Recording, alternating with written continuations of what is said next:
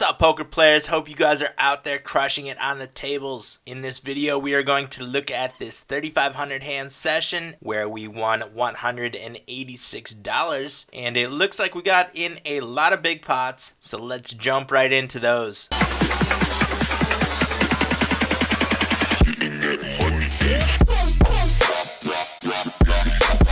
Starting out with pocket kings at the 50 NL table, playing from under the gun, a little short-handed. We open to 3x, and we get 3-bet from the player to our left. The cutoff also calls, and we have a 4-bet from the small blind. Jams their stack in 1950 to see a flop now, and we have the option to just call or to jam the rest of our stack in. We elect to just call, trying to induce some bad play from the players behind us, who look to be recreational. We only have a little over 200 on each player, and we do get a rejam behind us. One player gets out of the way, we make a call, and we are a 72% favorite to win this hand up against an ace jack off and an ace king off for a $133 pot. There is a jack on the flop and a flush draw. We have to avoid a club, jack, or an ace going into the river, and we do, and we take down this large pot to start out the video. This one looks interesting. We have pocket sixes playing from middle position at the 200 NL table. We open to 3x, $6, and we get a call from a recreational player on the button and see a heads up flop where we flop middle set and we continuation bet 950 2/3 pot into a recreational player, and they do make a call. We see a turn, which is the deuce of hearts, not improving many hands at all. We continuation bet once again, $24, 2/3 pot, a little bit more than 2/3 pot, trying to set up a river sizing that we can get our entire stack in, but they decide to jam the rest of their chips in with a queen high and are drawing dead going into the river, and we take down this almost $300 pot. Interesting play there. And now we have ace jack offsuit playing at the 400 NL table. We are in the cutoff, and we get an open from under the gun to 2x, call from under the gun +1, call from under the gun +2, and we elect to just call here and see a flop with some recreational players to our right. Big blind completes, and we see a 5-way flop, which is ace high two-tone, 2 clubs out there. We have a pair of aces with the jack kicker, checks to middle position, who puts in a bet of 2/3 pot. This is a recreational player, only 218 hands on this player, very high VPIP, so we just make a call of the 2/3 pot right here and see some turns, which is the 10 of hearts, improving some of the hands that could be in our opponent's range if they were playing something like a king jack of clubs or maybe an ace 10 in this spot. And they bet once again, half pot this time, and we make a call, see some rivers, which is the 7 of hearts. We have the jack of hearts giving us some of the blockers. The jack also blocks some of the straights, and the bet sizing has decreased from 2/3 to half pot now to 1/3 pot. So we can see that our opponent didn't really like the way that this board ran out, but I don't think it's worth putting in a raise here. Let's just make the call and go to showdown, which we win up against an 8 high. They had the flush draw that missed, giving us the $319 pot. And now we have ace king suited at the 200 NL table, playing from under the gun +2. We put in a raise to 3x, and we get a 3-bet from the cutoff. Cutoff is recreational, has a wide 3-bet percentage over 124 hands of 10.7, and has not 3-bet a premium hand yet. We are going to be putting in a 4-bet here, make it $55 to go, a little bit larger than 3x the 3-bet, and we get a call of the $55. There's already 113 in, and we have 145 behind. Flop is ace high two-tone. We have the nut flush draw as well as top pair top kicker. I check to try to induce some bluffs and continuation bets from weaker hands here. Don't want to be folding out any of the pairs less than the aces that could be betting in this spot, but they also check back, and the turn is the jack of clubs giving us the nut flush. Bet only 38 here, trying to induce some calls from straight draws that could be out there and pairs. Little did I know that our opponent flopped a set and our chips were going to be getting in the pot no matter what. So they jam all in. We of course are going to be making a call with the nuts here. Let's avoid the board pairing, which happens, and we take down this $400 pot with the nuts,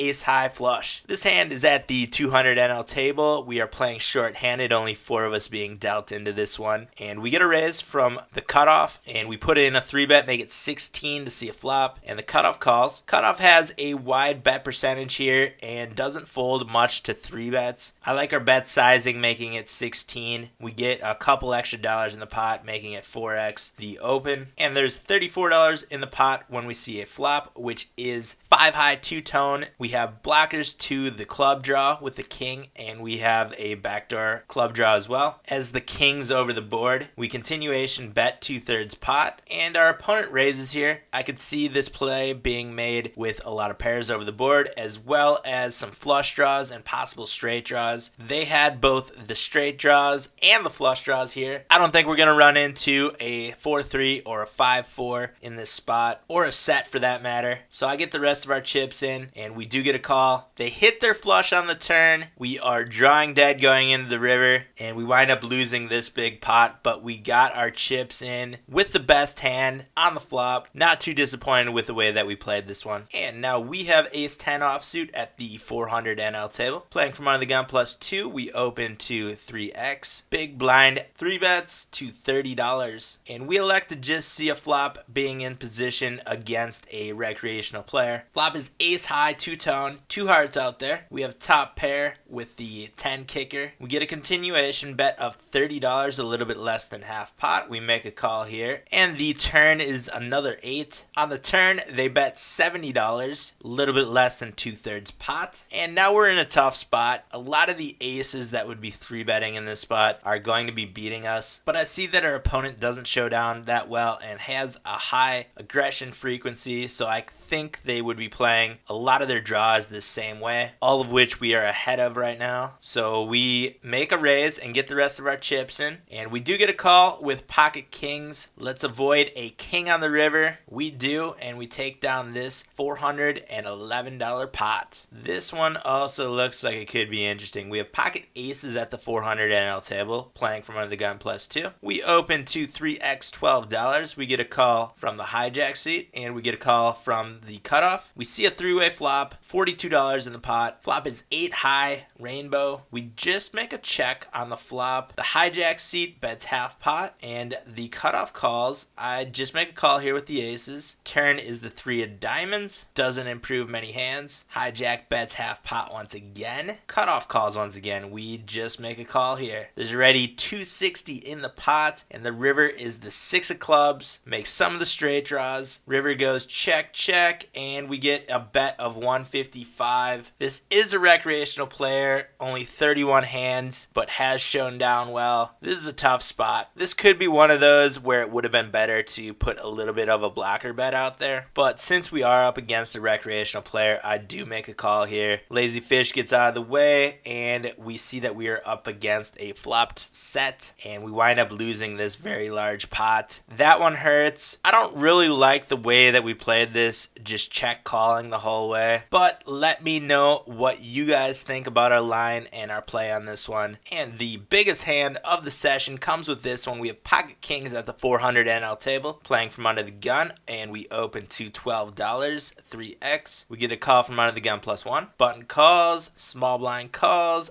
big blind calls, 5-way pot, $60 in the pot. Flop is 9 high, 2-tone, 2 spades out there. We have the backdoor spade draw and the kings over the board, and the small blind leads out for half pot. Another recreational player, so we make a call here, and everyone else gets out of the way. $119 going into the turn, which is a 5 of diamonds, improving some of the hands out there, possibly adding some more draws to what our opponent is playing. And this time they jam their entire stack in. This is one of those hands that could be very polarized. They either have a huge draw or a huge made hand and don't want someone to draw out on them. I think recreational players and fish would be more apt to bet smaller if they do have a strong hand. So I'm leaning towards this being a weaker hand but having a strong draw, which is pretty much what they have. They have an outside straight draw with a pair of 4s here, and I don't think we can be folding kings in this spot, so I do make the call. And we take down this pot with a 9 on the river, giving us $662. Hit that subscribe subscribe button, you guys, if you have not done that yet. Lots of great videos coming out. Make sure you don't miss out on the action